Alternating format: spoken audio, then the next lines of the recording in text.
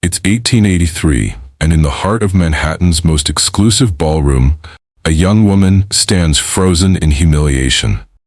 She's just been told she cannot attend the most spectacular costume ball of the century. Not because she lacks money, not because she lacks beauty, but because her mother, the most powerful woman in New York society, refuses to acknowledge the hostess.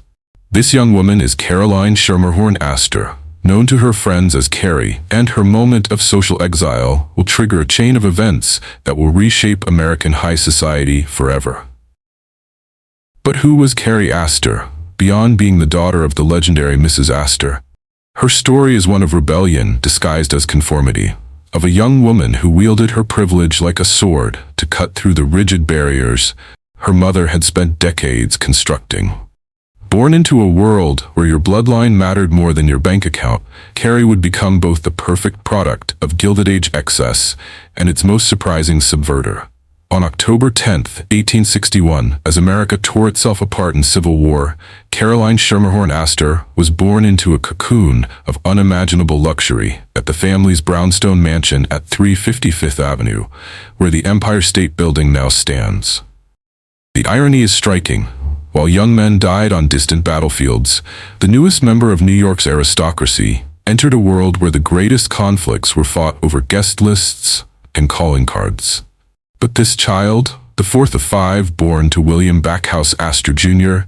and the formidable Caroline Webster Schermerhorn Astor, would prove that social warfare could be just as consequential as any military campaign. To understand Carrie, you must first understand the dynasty she was born into. The Astor name wasn't just wealthy. It was practically synonymous with American capitalism itself. Her great-great-grandfather, John Jacob Astor, had arrived in America as a poor German immigrant and built an empire on fur trading, opium smuggling, and Manhattan real estate that would make him America's first multimillionaire. By the time of Carrie's birth, the family fortune was so vast it defied comprehension. We're talking about wealth that, adjusted for today's dollars, would place them among the richest families in human history. But Carrie's mother brought something even more precious than money to the union: pedigree. Caroline Webster Schermerhorn descended from the original Dutch settlers who had founded New Amsterdam, what would become New York City. Her lineage stretched back to the 1600s, to families like the Van Cortlandts and the Livingstons, whose names still grace Manhattan street signs today. When she married William Astor in 1853, it wasn't just a wedding. It was the merger of new money with old blood, creating the perfect formula for social dominance. The world Carrie grew up in was one of almost incomprehensible luxury. The Astor Mansion wasn't just a home, it was a statement. 4 stories of brownstone magnificence, designed by the legendary architect Stanford White, featuring an art gallery that housed masterpieces by French Romantic painters like Jean Corot and Jules-Joseph Lefebvre.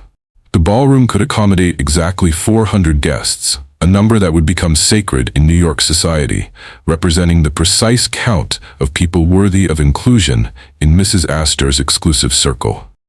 Every detail of the mansion spoke to the family's power. Crystal chandeliers hung from ceilings painted by European masters. Persian rugs worth more than most people earned in a lifetime covered floors of imported marble. The family owned not just art, but entire artistic movements, collecting everything from medieval tapestries to contemporary sculptures. This wasn't just wealth. It was cultural dominance on a scale that American society had never seen before. But perhaps the most telling detail about Carrie's childhood was the family's summer retreat, a 39-room cottage in Newport, Rhode Island, called Beechwood. When wealthy families called a mansion with dozens of bedrooms and its own ballroom a cottage, you begin to understand the sheer scale of their disconnect from ordinary life. Newport, in the 1870s and 1880s, was where America's elite gathered each summer to outdo each other in displays of magnificence.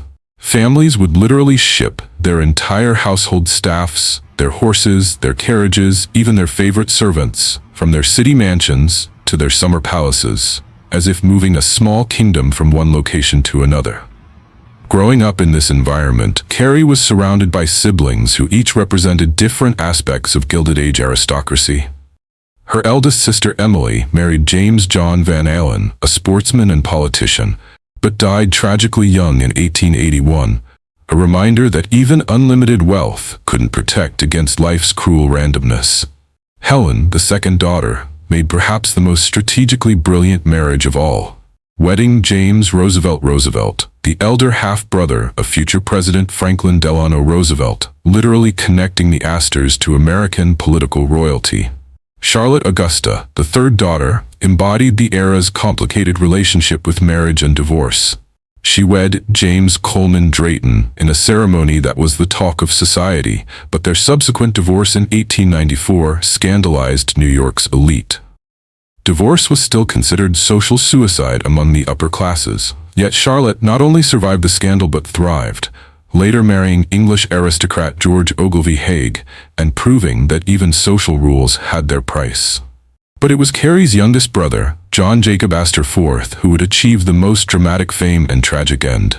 Tall, handsome, and mustached in the fashion of the day, he became the archetypal Gilded Age gentleman, Harvard-educated, militarily trained, and impossibly wealthy. His first marriage to socialite Ava Lowell Willing was considered a perfect match. But his second marriage to 18-year-old Madeline Talmadge Force, when he was 47, caused a scandal that rocked society. The couple fled to Europe to escape the gossip, only to book passage home on a new luxury liner called the Titanic. John Jacob's death in the ship's sinking, ensuring his pregnant young wife's survival while going down with the ship, would become one of the most romantic and tragic stories of the era. Against this backdrop of wealth, privilege, and family drama, Carrie came of age as something unique, a young woman who understood the rules of society well enough to break them strategically. Unlike her siblings, who mostly followed prescribed paths of advantageous marriages and social conformity, Carrie seemed to grasp intuitively that the real power lay not in following the rules, but in rewriting them when necessary. The first hint of this came in 1883, when she was just 22 years old. Alva Vanderbilt, wife of railroad heir William Kissam Vanderbilt, had planned the most elaborate costume ball in American history to celebrate the opening of her new mansion at 665th Avenue. The party would cost an estimated $3 million, approximately $75 million in today's money, and was designed to be a direct challenge to Mrs. Astor's social supremacy. 1,000 guests were invited, with entertainment provided by young society figures, including a special dance in which Carrie was scheduled to participate. But then came the snub. At the last minute, Carrie learned she was disinvited because her mother had never formally called upon Alva Vanderbilt, the Victorian equivalent of refusing to acknowledge someone's existence. This wasn't just a social slight. It was a declaration of war. Mrs. Astor had made it clear that the Vanderbilts, despite their vast railroad fortune, were too new, too vulgar, too common to be accepted by true society. What happened next would become the stuff of legend. Rather than accepting her mother's decision quietly, Carrie made it clear that she intended to attend the ball whether her mother approved or not. For a young woman of her generation and class, this was tantamount to rebellion. The pressure became so intense that Mrs. Astor faced a choice: maintain her principles and risk her daughter's social standing, or swallow her pride and acknowledge the Vanderbilts. In the end, maternal love trumped social prejudice. Mrs. Astor sent her calling card to the Vanderbilt mansion, formally acknowledging Alva's position in society. The Astors attended the ball, and in return, Mrs. Astor invited the Vanderbilts to her own annual ball, the ultimate seal of social approval. With this single exchange of invitations, the most powerful family in American society had formally acknowledged that new money could, under the right circumstances, earn its place among the old aristocracy. But Carrie's role in this social revolution was just beginning.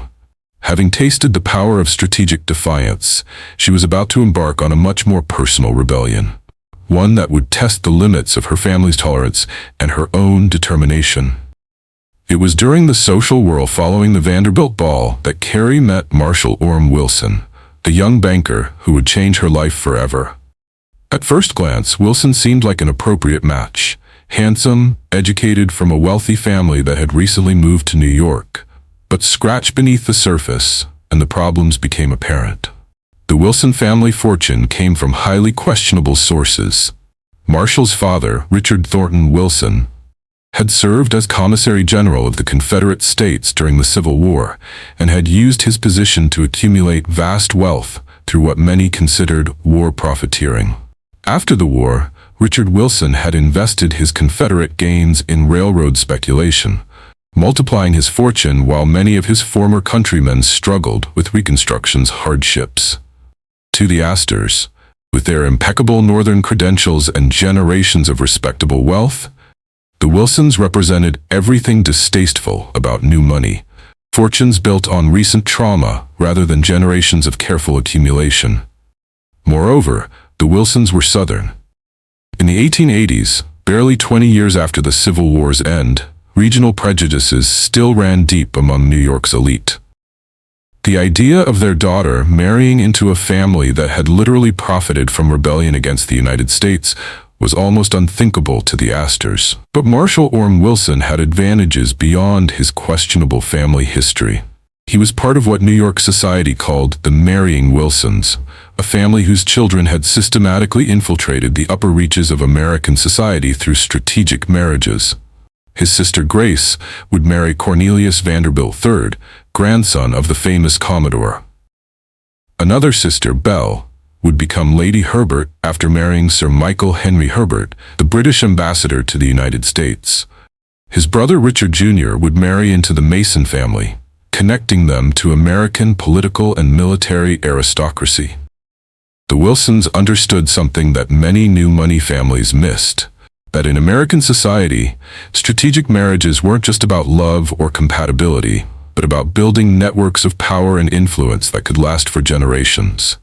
They were playing a long game, and Marshall's courtship of Carrie Astor was perhaps their most ambitious move yet. From Carrie's perspective, Marshall represented something her sheltered upbringing had never offered: choice.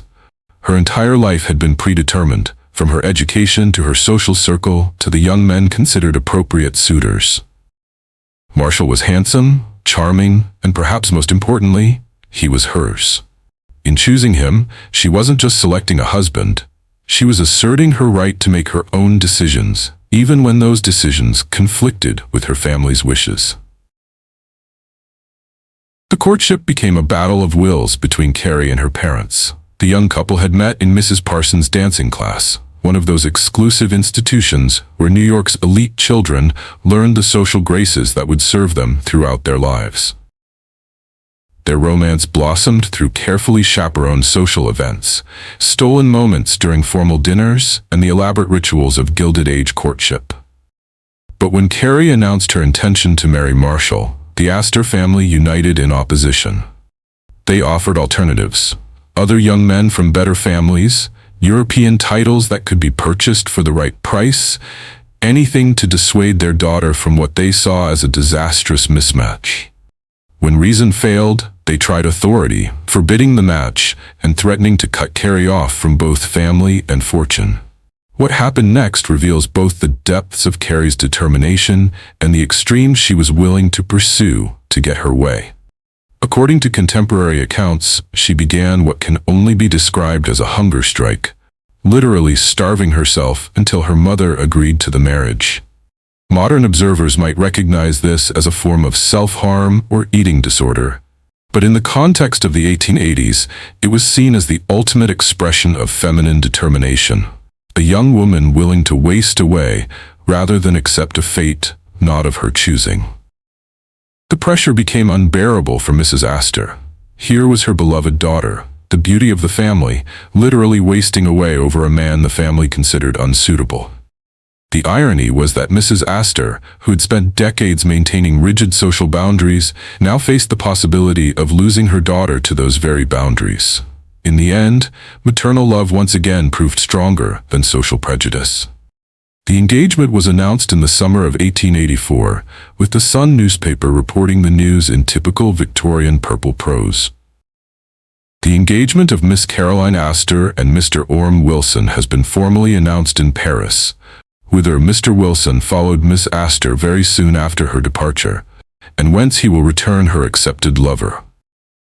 Notwithstanding the worldly advantages which hedged the expectant bride on this occasion, the attachment between the young couple dates back to the early days when they were both members of Mrs. Parsons' well-known dancing class and were young enough to believe in and to trust each other. The wedding itself, held on November 18, 1884, became one of the social events of the decade. The ceremony took place in the Astor Mansion's art gallery, with nearly 1,000 guests crowding into the space. The New York Times called it the principal social event of the season and devoted extensive coverage to every detail, from the floral arrangements to the guest list to the bride's jewelry. The decorations alone represented a fortune in flowers, masses of pink roses, Japanese ferns, and exotic blooms arranged throughout the mansion's public rooms. Even the chandeliers were draped in floral garlands, creating an atmosphere of almost overwhelming luxury. The guest list read like a who's who of American society. Every significant family in New York was represented, along with politicians, business leaders, and foreign dignitaries. Carrie wore her wedding present from Marshall, a diamond necklace with ruby, pearl, and sapphire pendant valued at around $75,000, equivalent to nearly $2 million today. The gift table groaned under the weight of presents. Diamond jewelry, solid silver candelabra, gold coffee spoons, crystal, china, bronze sculptures, and artwork. William Astor's wedding gift to his daughter was particularly generous. A full set of diamond jewels, and a mansion at 414 Fifth Avenue, not far from the family home. But perhaps the most telling detail about the wedding was the presence of the Vanderbilt family among the guests. Here, just a year after the social standoff over Alva's costume ball, the two families that had fought over the boundaries of acceptable society were celebrating together. It was a visible sign that the old certainties were breaking down, that American society was becoming more fluid and dynamic. The marriage marked not just Carrie's transition from daughter to wife, but her emergence as a social force in her own right. No longer was she simply Mrs. Astor's daughter. She was now Mrs. Marshall Orme Wilson, with her own household, her own social obligations, and her own sphere of influence. And she intended to use that influence in ways that would have surprised and perhaps alarmed her socially conservative mother. The early years of Carrie's marriage coincided with what historians now recognize as the height of the Gilded Age, a period when American wealth reached unprecedented heights, and social competition became almost an art form. New York, in the 1880s and 1890s, was a city transforming itself almost daily. Immigrants poured in from Europe, new money families arrived from the American West and Midwest, and old New York families like the Astors found themselves forced to adapt or risk being overwhelmed by the tide of change. Carrie's new home at 414 Fifth Avenue became a salon where old money met new, where established families encountered ambitious newcomers, and where the rigid social rules of her mother's generation were quietly but persistently challenged. Unlike Mrs. Astor's formal receptions, where guest lists were scrutinized like military intelligence and social mistakes could end careers, Carrie's entertainments had a more relaxed atmosphere that still maintained impeccable standards. One of her most important social partnerships was with her sister-in-law, Grace Vanderbilt. The two women shared Box 3 at the Metropolitan Opera House, alternating as hostess on opening nights. This arrangement represented more than just a convenient sharing of one of New York's most prestigious social platforms. It symbolized the merging of old and new money that characterized the era. When Carrie and Grace presided over their opera box, they were literally displaying the changing face of American aristocracy. The Metropolitan Opera itself was a product of the same social tensions that had shaped Carrie's life. The older Academy of Music had been controlled by families like the Astors for decades, but when newcomers like the Vanderbilts were denied access to the best boxes, they simply built their own opera house. The Metropolitan Opera opened in 1883, the same year as Alva Vanderbilt's famous ball, and quickly became the preferred venue for New York's evolving elite. Carrie's role at the Metropolitan Opera was particularly significant because it demonstrated her ability to bridge different worlds. She could sit comfortably with her mother's generation of cultural traditionalists, while also embracing the more dynamic and inclusive atmosphere that characterized the new elite. When she hosted opening nights, she wasn't just displaying her family's wealth and taste. She was actively shaping how New York society would evolve. Her influence extended beyond entertainment into the realm of culture and philanthropy. Carrie served as vice president of the New York Women's League for Animals, one of the era's pioneering animal welfare organizations. She was a director of the Beekman Street Hospital and donated generously to the Merchant Marine Library Service. These weren't just fashionable charitable activities, they represented a new model of elite female engagement that went beyond traditional social duties. The house that Marshall built for Carrie on East 64th Street, completed in 1903, became a showcase for this new style of society leadership. Designed by Warren and Wetmore, the architectural firm that would later create Grand Central Terminal, the mansion was a Beaux-Arts masterpiece of Indiana limestone with a mansard roof of blue slate. At 65 feet wide and 6 stories tall, with 40 rooms and a circular atrium, it was every bit as grand as her childhood home, but represented a distinctly different approach to wealth display. The housewarming party Carrie hosted on January 21, 1904, revealed her sophisticated understanding of how to use social events to consolidate power and influence. The entertainment featured performances by opera stars Lillian Nordica and Enrico Caruso, the most celebrated voices of their generation.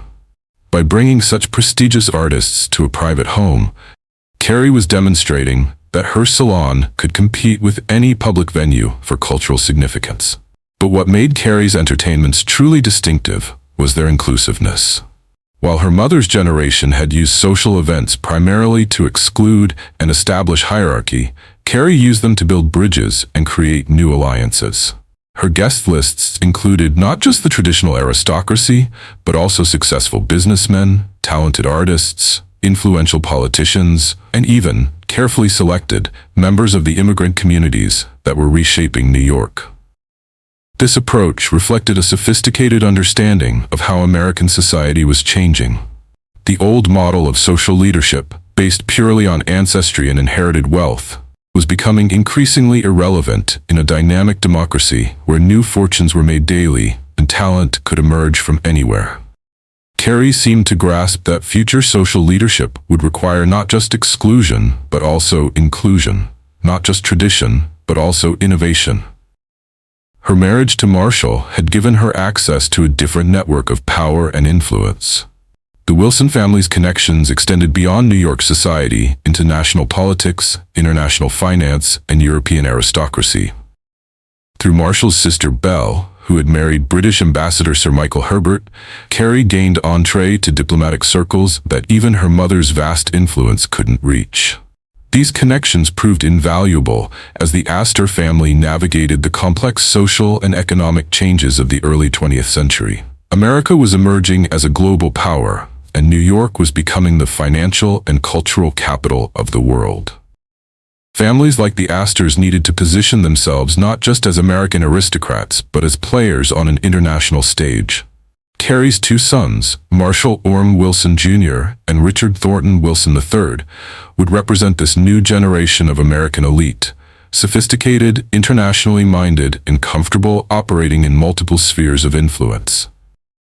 Marshall Jr. would eventually serve as U.S. Ambassador to Haiti under Franklin D. Roosevelt, while Richard would become a prominent businessman and philanthropist. Their success reflected not just inherited advantages, but also the broader vision of social leadership that their mother had pioneered. The family's philanthropic activities during this period revealed another dimension of Carrie's influence. The donations of couture gowns by prestigious fashion houses like Felix, Doucet, Worth, and Paquin to the Metropolitan Museum of Art weren't just acts of generosity. They were strategic investments in cultural institutions that would preserve and enhance the family's legacy for future generations. But perhaps the most revealing aspect of Carrie's social leadership was her relationship with the next generation of society figures. Unlike her mother, who had tried to maintain rigid barriers against social change, Carrie actively mentored young women from both old and new money families. She understood that the future of American society would be shaped not by those who resisted change, but by those who guided it. This mentorship extended to her involvement with the Colony Club, one of the first women's clubs in America, designed to provide professional and social opportunities for women beyond traditional domestic roles. As a member of the Colony Club, Carrie was part of a movement that would eventually lead to women's suffrage and the broader transformation of women's roles in American society. The tragedy that would define the latter part of Carrie's life came not from social conflicts, but from the broader currents of history that swept away the certainties of the Gilded Age.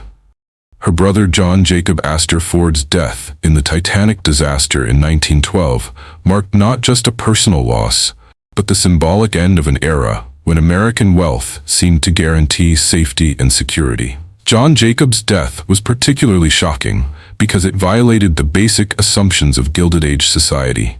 Here was a man with virtually unlimited resources, traveling on the most luxurious ship ever built, yet he perished while many poor passengers survived. The tragedy revealed the limits of wealth and privilege in the face of natural disaster and human error. The aftermath of the Titanic disaster also demonstrated the complex dynamics within the Astor family. John Jacob's young widow, Madeline, found herself in an almost impossible position. A 20-year-old with a newborn son, vast inherited wealth, and a family that had never fully accepted her marriage to their patriarch. Carrie played a crucial role in helping Madeline navigate these challenges, demonstrating the protective instincts that had always characterized her relationships with vulnerable family members. But the Titanic disaster was only the beginning of the challenges that would transform American society in the early 20th century.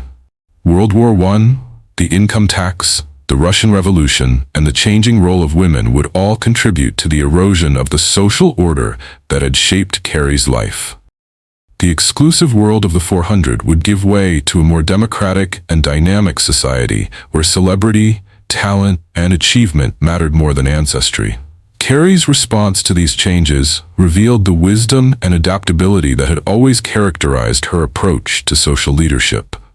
Rather than retreating into nostalgia for a vanishing world, she embraced the opportunities that change presented.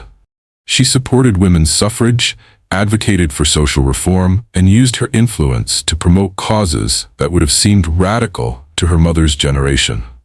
The death of her mother in 1908 had marked Carrie's transition from daughter to family matriarch. Mrs. Astor's passing required not one but three prominent women, Marion Fish, Risa Elricks, and Alva Belmont, to fill the social role she had occupied alone.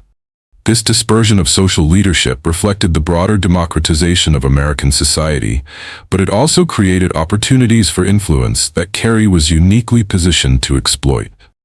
As the last surviving child of William and Caroline Astor, Carrie became the keeper of family traditions and the arbiter of family interests. But she used this position not to preserve the past unchanged, but to adapt family influence to changing circumstances. She understood that the Astor name would remain powerful only if it remained relevant, and relevance required engagement with contemporary concerns. Her marriage to Marshall had provided her with a model for this kind of adaptive leadership. The Wilson family's strategy of systematic social climbing through advantageous marriages had succeeded precisely because it recognized that American society was fluid and dynamic, rather than fixed and hierarchical. By marrying into established families while maintaining their own ambitions and interests, the Wilsons had created a new template for social success. Carrie's own children would benefit from this hybrid approach to social positioning. They inherited not just wealth and status, but also the skills and connections necessary to thrive in a changing world. Their success in diplomacy, business, and philanthropy reflected not just inherited advantages, but also the broader vision of American leadership that their mother had helped to pioneer. The later years of Carrie's life coincided with some of the most dramatic changes in American history. The stock market crash of 1929, the Great Depression, and World War II would transform not just American society but the entire global order. Many of the families that had dominated Gilded Age society would lose their fortunes, their influence, or their relevance. But the Astor family, under Carrie Astor, adapted and endured. They diversified their investments, modernized their business practices, and maintained their cultural influence through strategic philanthropy and public service. Carrie's vision of social leadership, inclusive rather than exclusive, adaptive rather than rigid, forward-looking rather than backward-facing, proved remarkably prescient. When Marshall died in 1926, Carrie faced the challenge of maintaining her social position as a widow in a society that often marginalized women without husbands. But by this time, she had built such an extensive network of relationships and influence that her widowhood enhanced rather than diminished her social importance. She became one of the grand dames of American society, sought after for her wisdom, her connections, and her ability to bridge different generations and social groups. Her home at 1 Sutton Place, where she spent her final years, became a salon where political leaders, cultural figures, and international dignitaries gathered to discuss the great issues of the day. This wasn't just nostalgia for a vanishing social order, it was active engagement with the challenges facing American society and the world. The turn of the century marked a particular high point in Carrie's social influence, as she had by then established herself as one of the most important hostesses in American society, while also developing her own distinctive style and areas of particular interest. Her patronage of American artists and writers helped to support the development of indigenous cultural achievements that could compete with European models, while her involvement in charitable and educational causes demonstrated how social leadership could be used to address important public needs. She had succeeded in carrying forward her family's tradition of cultural influence while also adapting it to the specific opportunities and challenges of her own generation. The social events that Carrie hosted during this period were notable not just for their elegance and exclusivity, but also for their cultural significance, as occasions where important ideas were discussed and influential relationships were formed. Her dinner parties became famous for the quality of conversation that they fostered, bringing together individuals who might not otherwise have had opportunities to interact, and creating an atmosphere where serious discussion of cultural, political, and social issues could take place, alongside the more traditional pleasures of sophisticated entertainment. These gatherings served as informal but influential forums where American cultural and social policies were debated and developed by the individuals who had the resources and position to translate ideas into action. During the first decade of the 1900s, Carrie's role as a cultural patron became increasingly important as she used her resources and social position to support institutions and individuals who were working to advance American achievement in the arts and letters. Her financial contributions to museums, libraries, and educational institutions were significant, but perhaps even more valuable was her social endorsement, which could help to establish the reputation and social acceptability of cultural projects that might otherwise have struggled to gain recognition among the conservative elements of American society. Her support was particularly important for younger American artists and writers who were working to develop distinctively national forms of artistic expression that could rival European models. The domestic life that Carrie established with Marshall Wilson represented a successful adaptation of traditional family patterns to the specific circumstances of extreme wealth and social prominence. Their marriage produced children who were raised according to the same careful attention to education and cultural development that had characterized Carrie's own upbringing, ensuring that the family traditions of social leadership and cultural patronage would continue into the next generation. But their family life also reflected the changing expectations for wealthy American families during the Progressive Era, with greater attention to child development as an individual process and more emphasis on preparing children for lives of active social contribution rather than passive social position. The international dimension of Carrie's social life during this period reflected the growing integration of American high society with European cultural circles, as transatlantic travel became more common and cultural exchange between the old and new worlds intensified. Her frequent trips to Europe weren't simply pleasure travels, but were understood as important diplomatic and cultural missions that helped to establish American social credibility abroad while bringing European cultural influences back to America. The relationships that she and Marshall developed with European aristocracy and cultural figures served as bridges that facilitated broader cultural exchange and helped to elevate American social life to international standards of sophistication. As the 1910s began, Carrie found herself in the position of being one of the most established figures in American society. With a reputation for both social excellence and cultural leadership that had been built over nearly 2 decades of active participation in the nation's cultural life. Her influence extended far beyond the narrow circles of New York society to encompass a national network of cultural and social relationships that made her one of the most important arbiters of American taste and social standards. This position brought with it both enormous privileges and equally significant responsibilities, as her opinions and preferences could influence everything from fashion trends to charitable causes to the social acceptance of new cultural movements. The approach of World War I marked a significant turning point in American social life, as the international crisis forced even the most elite circles to confront serious questions about national priorities and social responsibilities. For Carrie, the war years represented both a challenge to the established patterns of social life that had defined her identity, and an opportunity to demonstrate how social leadership could be adapted to serve important national purposes. Her participation in war relief efforts and her support for organizations working to assist European allies showed how the resources and organizational skills that the wealthy had developed for social and cultural purposes could be redirected toward addressing urgent humanitarian needs.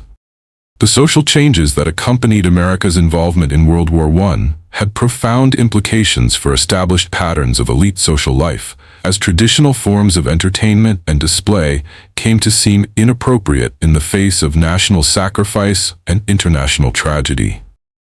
Carrie and others in her position had to find new ways to maintain their cultural leadership roles, while also demonstrating appropriate awareness of the serious circumstances that the nation and the world were facing.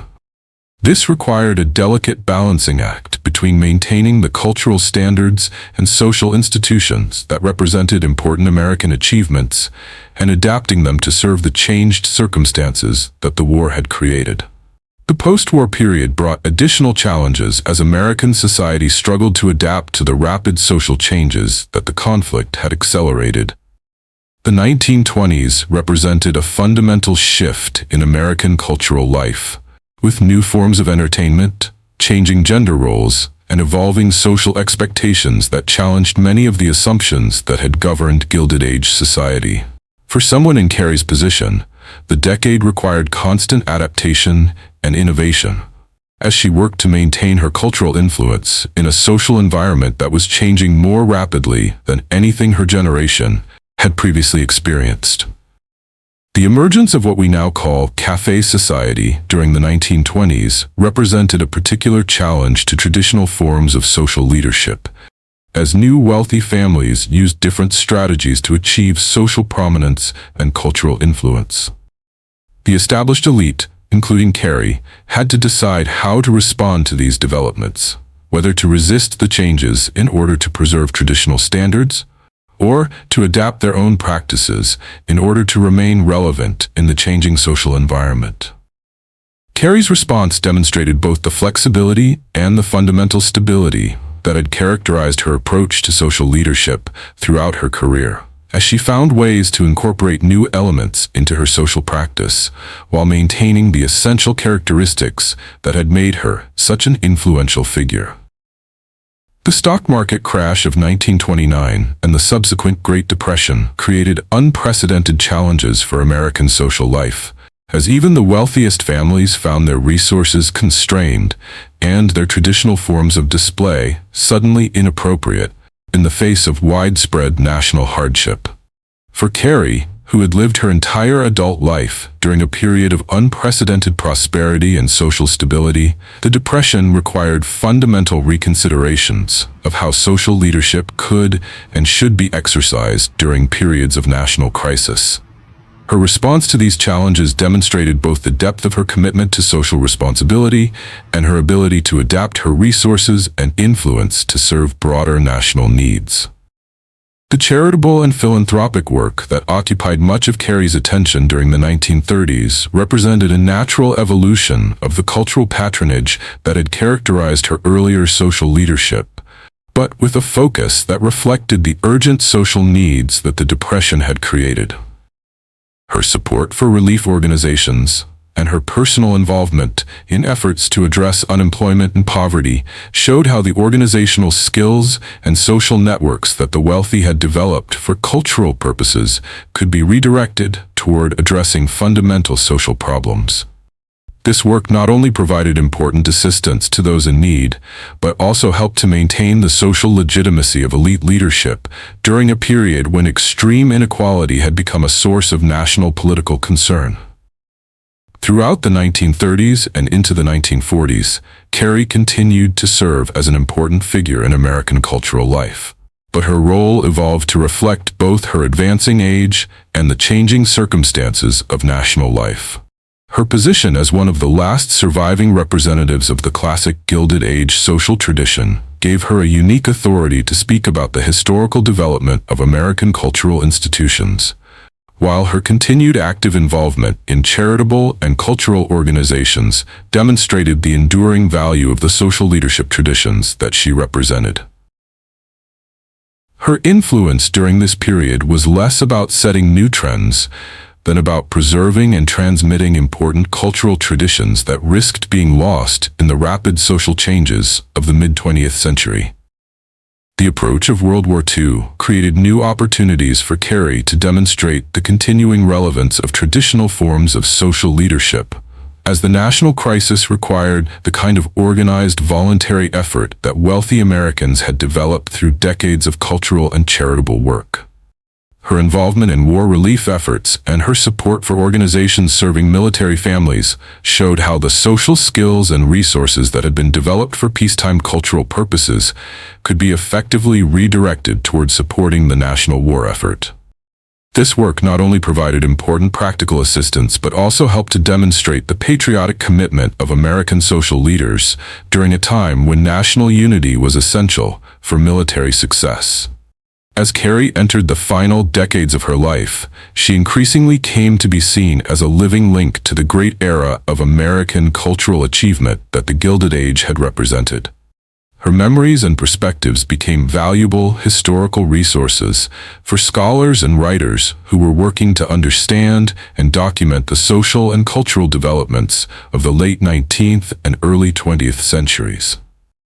Her continued presence at important social and cultural events provided a sense of historical continuity that connected the achievements of her generation with the ongoing development of American cultural life. The social and cultural institutions that Carrie had helped to establish and support during her decades of active leadership continued to influence American life long after her most active period of social prominence had ended.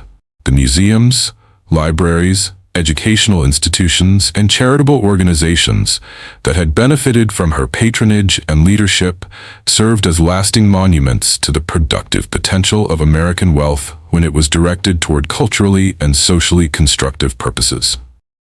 Her example of how extreme privilege could be transformed into cultural and social leadership provided a model that influenced subsequent generations of wealthy Americans who sought to use their resources for purposes beyond personal enjoyment.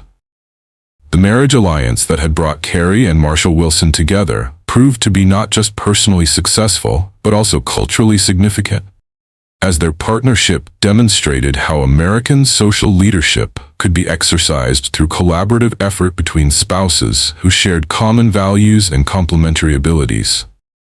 Their domestic life served as a model for other wealthy American families, showing how traditional patterns of family organization could be adapted to serve the specific requirements of social and cultural leadership, while also providing appropriate environments for child rearing and personal development.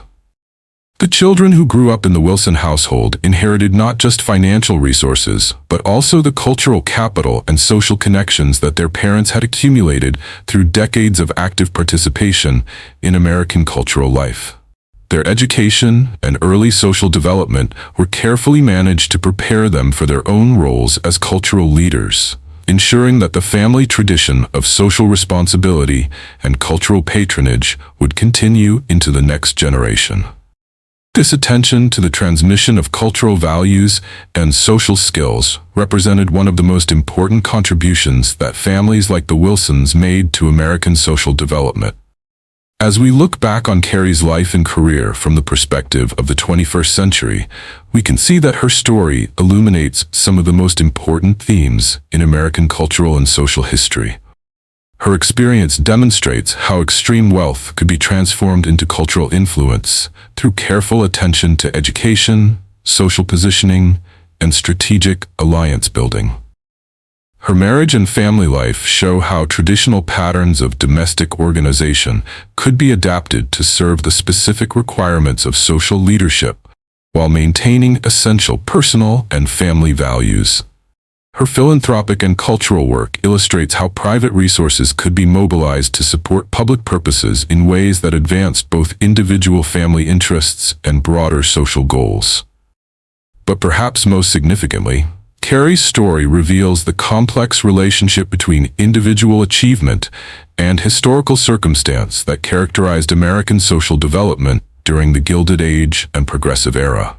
Her success as a social and cultural leader was made possible not just by her family's wealth and her own personal qualities, but also by the specific historical circumstances that created opportunities for wealthy Americans to exercise cultural influence in ways that had never before been possible in American history. The combination of rapid economic growth, increasing international cultural exchange, and evolving expectations for social leadership created a unique historical moment when individuals in Carrie's position could achieve levels of cultural influence that would be difficult to replicate in other historical periods. The legacy that Carrie Wilson left behind encompasses not just the specific institutions and causes that she supported, but also the broader example that she provided of how American wealth could be used to advance cultural and social development. Her life demonstrated that extreme privilege, when combined with appropriate education and social commitment, could be transformed into genuine cultural leadership that served not just narrow class interests, but broader national purposes. This example continued to influence American philanthropic and cultural traditions long after her own period of active leadership had ended, providing a model that subsequent generations of wealthy Americans could adapt to their own circumstances and opportunities. The social world that Carrie inhabited during her prime years as a cultural leader represented one of the most remarkable achievements in American history. The creation of cultural institutions and social standards that could rival anything that Europe had to offer while remaining distinctively American in character and purpose.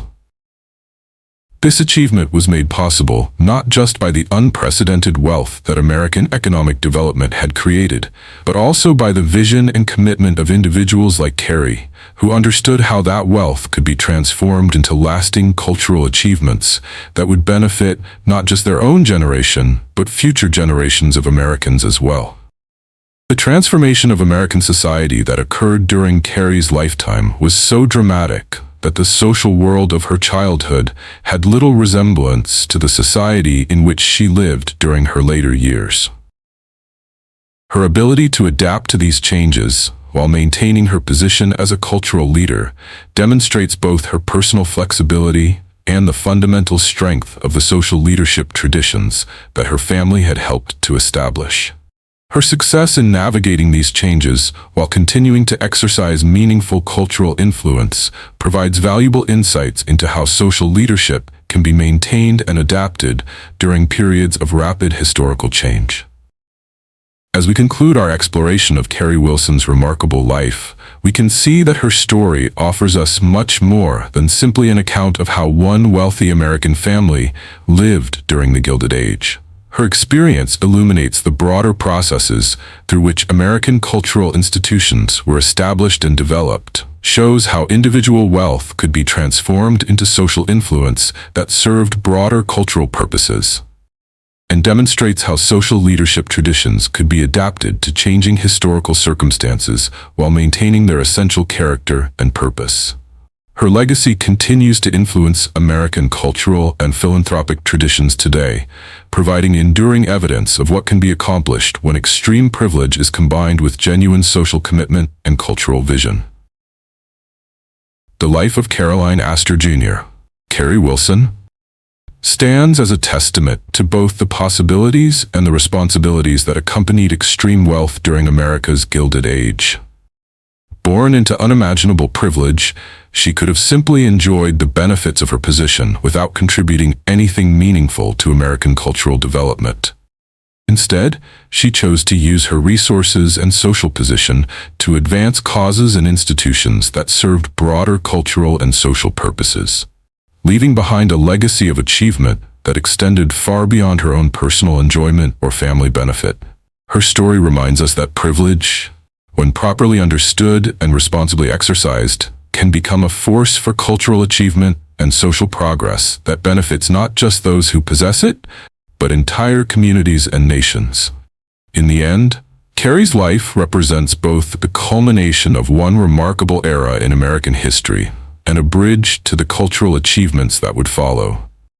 Her generation of social leaders established institutions and traditions that continued to influence American cultural life long after the specific social circumstances that had created them had passed away. Her example of how wealth could be transformed into cultural leadership provided a model that subsequent generations could adapt to their own circumstances and opportunities. And so we close the gilded doors of the Astor Mansion for the final time, but the echoes of Carrie's footsteps still resonate through the marble halls of American high society. When she died in 1956, she took with her not just the memories of an extraordinary life, but the living embodiment of an era when America dared to dream that it could create something entirely new, a society that combined European sophistication with American energy, Old World culture with New World opportunity, inherited privilege with earned responsibility. Today, as we walk past the sites where the great Gilded Age mansions once stood, now replaced by apartment buildings and commercial structures, we might wonder what remains of the world that Carrie inhabited. The answer lies not in the buildings or the ball gowns, not in the guest lists or the gossip columns, but in the institutions that her generation created and the standards they established for what American cultural life could become. The museums they founded still educate millions. The charitable organizations they established still serve those in need, and the example they set of transforming private wealth into public good continues to inspire philanthropists and cultural leaders today. Caroline Astor Jr. was born into a world of unimaginable privilege, but she chose to use that privilege as a foundation for something greater than personal enjoyment. In doing so, she helped to create the template for American cultural leadership that continues to influence how wealth and social position can be used to serve broader purposes. Her story reminds us that in every era, in every society, there are individuals who have the opportunity to transform their personal advantages into lasting contributions to human civilization. The question that remains for each of us is not whether we possess Carrie's extraordinary resources, but whether we have her vision, her commitment, and her understanding that true nobility lies not in what we inherit, but in what we choose to build for the future. The Gilded Age may be gone, but its greatest lesson, that America at its best has always been a place where individual achievement can serve collective advancement, lives on in every act of cultural patronage, every charitable donation, and every effort to transform private success into public benefit. In that sense, we are all heirs to Carrie Astor Wilson's remarkable legacy, and her story challenges us to consider how we might use whatever advantages we possess to create something beautiful, something lasting, and something worthy of the nation that gave us the freedom to dream such magnificent dreams.